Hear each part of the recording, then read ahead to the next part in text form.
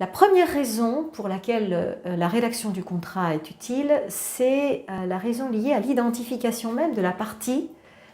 à l'égard de laquelle on s'engage et de la partie qui nous doit une prestation en retour.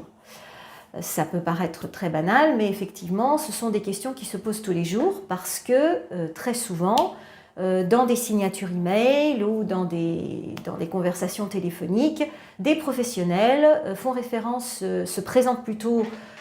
sous l'angle de leur logo, du logo de leur entreprise, voire communiquent des adresses d'un de leurs entrepôts quelque part et pas leur siège social,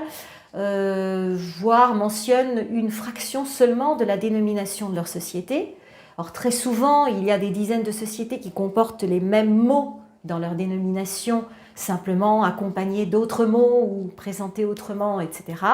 Donc des risques de confusion réels existent. Et effectivement, en raison de cela, très souvent, après avoir fourni une prestation, le professionnel qui recherche l'exécution de la prestation en retour s'adresse à des sociétés ou même des particuliers parfois, parce que certains agissent aussi sous des pseudonymes,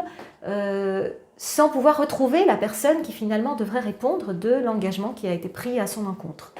Donc effectivement, rédiger un écrit permet d'identifier la société avec sa dénomination formelle, avec son numéro d'enregistrement auprès de tel registre du commerce et des sociétés, avec son adresse de siège social et effectivement, de cette manière-là, les ambiguïtés et les risques de confusion sont levés. Même chose pour les personnes physiques. La personne physique doit être identifiée avec ses prénoms, tous ses prénoms et son nom, son adresse,